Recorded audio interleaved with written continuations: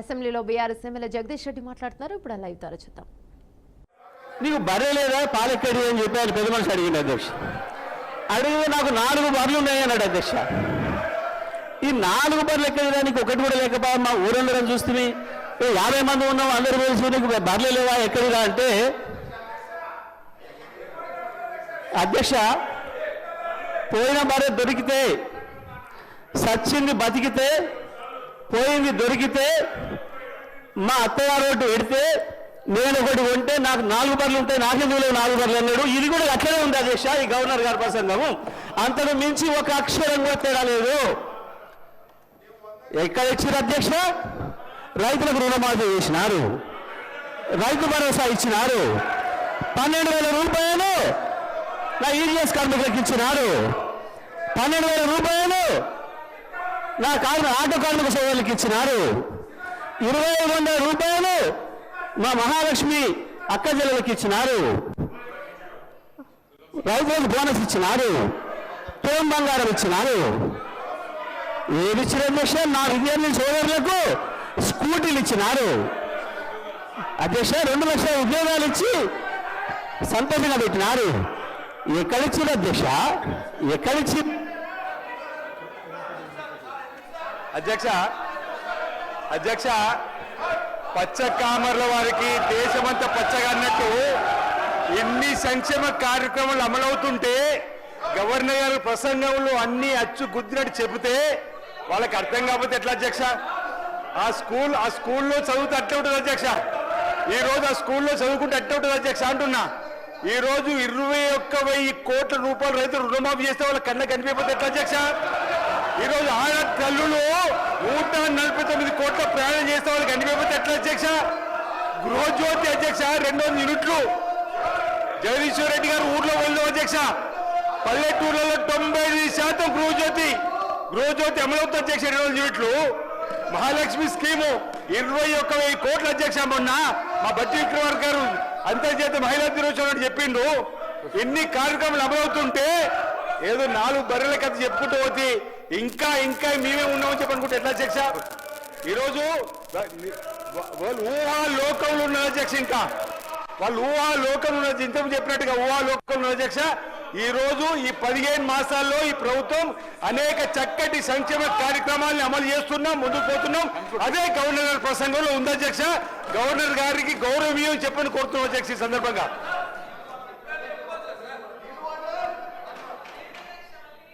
Sir గౌరవ సభ్యులు మాట్లాడి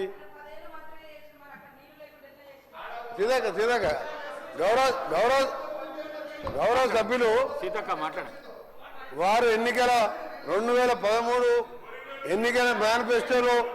ఎన్నికల మేనిఫెస్టోలో కానీ మేనిఫెస్టో కంటే ముందు ఆయన పార్టీ పెట్టినప్పుడు కానీ ఒక అధికారానికి వచ్చేటప్పటికి ఒక 10 లక్షల సార్లు దళితుని ముఖ్యమంత్రి చేయకపోతే నా మెడ మీద తల ఉన్నది వాళ్ళు. నువ్వు ఇంప్లిమెంట్ చేసినావా? ఆఖరి దళితుడికి 3 ఎకరాల భూమి ఇస్తా, బోరేస్తా, మోటార్ ఇస్తా, 1.5 ఎకరం ఉంటే 1.5 యాడ్ చేస్తా, ఆయన ధనవంతం చేస్తాను. చేసినావా? చేయలే. మూడవది, ఒక దళితుడు ప్రతిపక్ష నాయకుడు ఉంటే సంతలో పశువుల్లాగా ఎమ్మెల్యేలు కొనుక్కొని ప్రతిపక్ష హోదా లేకుండా చేసి దళిత వ్యతిరేకం నిరూపించుకున్నావు. ఇకపోతే అధ్యక్ష ఇంటికో ఉద్యోగం, డబుల్ బెడ్రూమ్, నీ బిడ్డ అల్లుడు తేలమనుకుంటారు. నీ చెప్పమంటావా? 1,00,000 అబద్ధాలు ఆడి 2 సార్లు అధికారంలోకి వచ్చిన మీరు మేము చేసిన కార్యక్రమాలు 1,00,000 కోట్ల మంది ఇలా ఆర్టీసీలో ఉచితంగా మహిళలు ప్రయాణం చేస్తున్నారు. చూస్తలేవా? 50 లక్షల కుటుంబాలకు 200 యూనిట్ల వరకు ఉచితంగా ఈ రోజు కరెంట్ ఇస్తున్న మాట వాస్తవం కాదు. ఒక ఇంటికి 600-700 అంటే సంవత్సరానికి 7,000 రూపాయలు ఇలా మిగులుస్తున్నాం. ఇంకా చేసే కార్యక్రమాలు ఉన్నాయి. ఇప్పుడే మా సోదరుడు చెప్పినట్టు, శ్రీనివాస్ గారు చెప్పినట్టు 21 కోట్లు మన జిల్లాలో ఎన్ని వచ్చినా లెక్క వెళ్తే ఆ సభ్యునికి 2 లక్షల లోపు మీరు 1,00,000 అని చెప్పి 5 ఇన్స్టాల్మెంట్లో ఇస్తే 20,000 వడ్డీకి సరిపోయిన అధ్యక్ష. అంటే 15 నెలల్లో ఇన్ని చేసిన వాళ్ళం. మాకు ఇంకా 3-4 సంవత్సరాల సమయం ఉన్నది. ఇవన్నీ చేసి చూపిస్తాం. తొందర పడతావు. అసలు నువ్వు దళిత ముఖ్యమంత్రి అని ఇన్ని లక్షల మంది దళితులు మోసం చేసి ఇలా బీసీ కులగాలను చేస్తే కేసీఆర్, కేటీఆర్, హరీష్ రావు పార్టిసిపేట్ చేయలే. అంటే మీకు ప్రజల మీద ప్రేమ లేదు. అధికారం కోసం తప్పుడు వాగ్దానాలు, 1,00,000 వాగ్దానాలు ఇచ్చును. నీవిచ్చిన వాగ్దానాలు సగం అయిపోయాయి, మిగిలినవి కూడా చేసి చూపిస్తాం. తొందర పడకు. నువ్వు పోయి రైతుల దగ్గర కాదు, రైతుల కోసం ఎవరేం చేసిండ్రు, నారాయణ డ్యామ్ ఎవరు కట్టిండు, శ్రీరామ్ సాగర్ ఎవరు కట్టిండు, శ్రీశైలం ఎవరు కట్టిండు, ఎస్ఎల్బిసి నుంచి ఎవరు కట్టిండు, కల్వకుర్తి ఎవరు కట్టిండు, నెట్టెంబాడు, ఇవన్నీ చెప్పాలని చాలా ఉన్నాయి. గవర్నర్ ప్రత్యేకంగా మాట్లాడితే మంచిదని గౌరవ సభ్యునికి సలహా ఇస్తున్నా. మీరు చెప్పాలంటే చాలా ఉన్నాయి. మీ జగదీశ్వర్ రెడ్డి గారు. అధ్యక్ష తలసాని శ్రీనివాస్. అధ్యక్ష, మీ ద్వారా లెజిస్లేటివ్ అఫైర్స్ మినిస్టర్ గారు, డిప్యూటీ సీఎం గారిని రిక్వెస్ట్ చేస్తున్నా అధ్యక్ష. అంటే సభ సాంప్రదాయాల ప్రకారం నడవాలా? ఇప్పుడు మీ సభ్యులు మాట్లాడారు, మీ సభ్యులు ఇప్పుడు మీ ఇద్దరు సభ్యులు మాట్లాడారు అధ్యక్ష. గవర్నర్ గారి అడ్రస్ మీద ఈరోజు సెషన్ అంతా నడవాలి అని మీరు అవకాశం ఇచ్చారు అధ్యక్ష. ఇట్లా ఇంటర్వ్యూన్ అయ్యి మీరు ఏదైనా చెప్పాలనుకుంటే లాస్ట్లో చెప్పండి, అంతేగాని మీరు మధ్యలో ఇట్లా డిస్టర్బెన్స్ చేసి తూకిత్తా మైకిత్తా అనుకుంటా పోతామంటే మరి సభ నడుస్తుందా? మీరు ఆలోచన చేయాలి. ఎందుకంటే ఈరోజు సభ మర్యాదలని అధికార పక్షమే కాపాడలేకపోతే ఇంకెవరు కాపాడుతారు అధ్యక్ష? దయచేసి మీరు కూడా మా రిస్కులోకి రావాల్సినటువంటి అవసరం ఉంది అధ్యక్ష. వాళ్ళు చేతులు ఎవరు లేపంగానే వాళ్ళకి అవకాశాలు ఇస్తే ఏం జరిగింది 10 ఏళ్లల్లో, ఇప్పుడు ఏం జరుగుతుంది? ఓకే, మాట్లాడతారు. జగదీష్ రెడ్డి గారు మాట్లాడుతున్నారు, వారికి అవకాశం వారు కంప్లీట్ అయిన తర్వాత మీరు మాట్లాడితే మాట్లాడుకోండి, అంతేగాని మధ్యలో డిస్టర్బెన్స్ చేసుకుంటే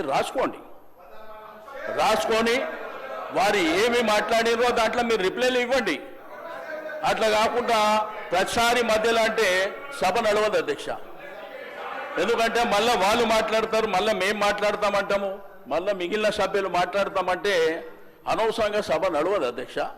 దయచేసి సభ మర్యాదల ప్రకారం నడవాలనుకున్నప్పుడు మీరు తప్పకుండా, మీరిద్దరు మాట్లాడినరు, మేమేమన్నా అన్నామా, మేమేమన్నా అవకాశం అడిగినామా, వాళ్ళు చెప్పిండ్రు. ఎందుకంటే ప్రభుత్వం సైడ్ నుంచి వాళ్ళు చెప్పిండ్రు, మా సైడ్ నుంచి కూడా గతంలో మేము ఏం చేసినాము, ఇప్పుడు మీరేం చేస్తున్నారు, భవిష్యత్తులో ఏం చేయాలనేటువంటిది మేము అడుగుతున్నాం, చెప్పాలి. అంతేగాని మీరు ప్రతిసారి మధ్యలో 2 నిమిషాలకు 3 నిమిషాలకు ఆయన స్టార్టే చేయకముందు, ఆయన ఇంకా ఒక 2-3 నిమిషాలు మాట్లాడకముందే మీరు ఇద్దరిద్దరు మాట్లాడి ఇట్లా బుల్డోజ్ చేస్తాము, మాకు అధికారం ఉన్నది, మాకు మందబలం ఉన్నది కాబట్టి మేము చేస్తామంటే మీ ఇష్టం అధ్యక్ష. అది మేము కూడా ఏం చేసేది లేదు. ఎందుకంటే మీరు ఇదే విధంగా జరిగితే మమ్మల్ని రమ్మంటారా రావద్దంటారా మీరే చెప్పాలి. ఎందుకంటే ఇట్లా చేసుకుంటా పోతే కరెక్ట్ కాదు అధ్యక్ష. కాబట్టి దయచేసి నేను గౌరవ శాసనసభ వ్యవహారాల మంత్రి గారికి, డిప్యూటీ సీఎం గారికి రిక్వెస్ట్ చేస్తున్నా, మీరు దయచేసి మీరు మీ సభ్యులని తప్పకుండా మాట్లాడేటువంటి అవకాశం అందరికీ ఉంటుంది. కాబట్టి ఆర్డర్ ప్రకారం మాట్లాడేటువంటి కార్యక్రమాన్ని మీరు నిర్వహించాలని చెప్పి నేను రిక్వెస్ట్ చేస్తున్నా. సభ్యులు తలసాని శ్రీనివాస్ యాదవ్ గారు అంటే ఏలనేని గౌరవము, మరి వారు సీనియర్ శాసనసభ్యులు, కానీ ఎవరికంటే వాళ్ళకి నేను ఇవ్వలేదు. గవర్నర్ ప్రసంగం పైన ఆది శ్రీనివాస్ గారు మాట్లాడినరు, మా ఈ సభ విప్పు, అందుకే వారికి అవకాశం ఇచ్చిన. తర్వాత మంత్రి గారు అడిగితే మంత్రి గారికి ఇచ్చిన. నా రిక్వెస్ట్ కూడా మీతో ఒకటే, ప్రతిపక్షాలకు గవర్నర్ ప్రసంగం పైన మాట్లాడితేనే మంచిది. డీవియేషన్ అయితే తప్పకుండా అక్కడికి వెళ్ళి ప్లీజ్.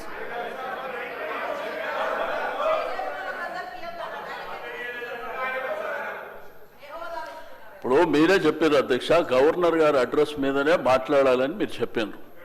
ఇద్దరు సభ్యులు అవే మాట్లాడిరా అధ్యక్ష? అవే మాట్లాడినరా? ఇప్పుడు మంత్రి గారు మాట్లాడారు, అవే మాట్లాడిరా?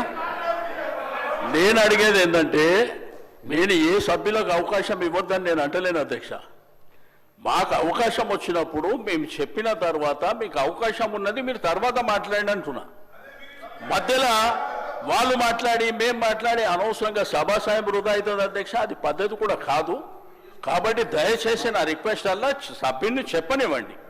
చెప్పిన తర్వాత మీకు అవకాశం ఉంది, మీకు అనేక సందర్భాలలో చెప్పుకునేటువంటి అవకాశం ఉంటుంది కాబట్టి మీరు చెప్పుకోండి అని చెప్తున్నా అధ్యక్ష. Thank you. అధికార పక్షం మాట్లాడకుండా ఉండాలంటే మీరు డీవియేషన్ కాకుండా గవర్నర్ ప్రసంగం పైనే జగదీశ్వర్ రెడ్డి గారు అధ్యక్ష దయచేసి మీ కామెంట్స్ పైన కూడా నేను స్పందించదలుచుకున్నాను అధ్యక్ష. రాష్ట్ర ప్రజలు మొత్తం చూస్తున్నారు అప్పటి నుండి. నేను దీంట్లో నుంచి ఒక అక్షరం పక్కకు పోయినా ఇప్పుడు వారు మంత్రి గారు మాట్లాడిందో ఇంకోరు మాట్లాడిందో ఇందులో ఏమైనా ఒక అక్షరం సంబంధం ఉందా దాన్ని మీరు తేల్చండి. ఈ సభలో ఉండమంటే ఉంటా పొమ్మంటే పత్త అధ్యక్ష. నేను రాష్ట్రపతి అందరూ చూస్తున్నారు అధ్యక్ష.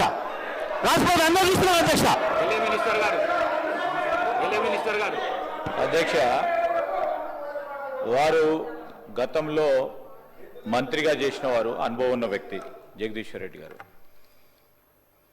ఈ విధంగా ప్రస్తావన తీసుకొచ్చి స్పీకర్ గారిని బెదిరించే మాట మాట్లాడకుండా ఉంటే బాగుంటుంది అధ్యక్ష. తప్పకుండా వారు వాపసు తీసుకోవాలి. ఖచ్చితంగా కూడా బెదిరించడం జరుగుతూ ఉంది అధ్యక్ష. చైర్ను బెదిరించడం జరుగుతూ ఉన్న సందర్భం ప్రత్యక్షంగా మొత్తం యావత్ రాష్ట్రానికి సంబంధించిన ప్రజలందరూ కూడా చూస్తూ ఉన్నారు. దయచేసి కోరుతా ఉన్నాం. That is not the way. Srinivas Yadav గారు 2 విషయాలు చెప్పారు, మేము విన్నాము. మళ్ళా అదే ప్రస్తావన తీసుకొచ్చి ఈరోజు వారు చెప్తా ఉన్నారు అధ్యక్ష. గవర్నర్కు సంబంధించిన ప్రసంగానికి సంబంధించి ఏదో మాట్లాడినారు, ఆర్టిఫిషియల్ ఇంటెలిజెన్స్ అన్నారు, ఇంకేదో అన్నారు, ఇంకా విన్నాం. దానికి కూడా సమాధానం చెప్తాం. దానికి ఏం ప్రస్తావన లేదు. తిరిగి తీసుకొచ్చి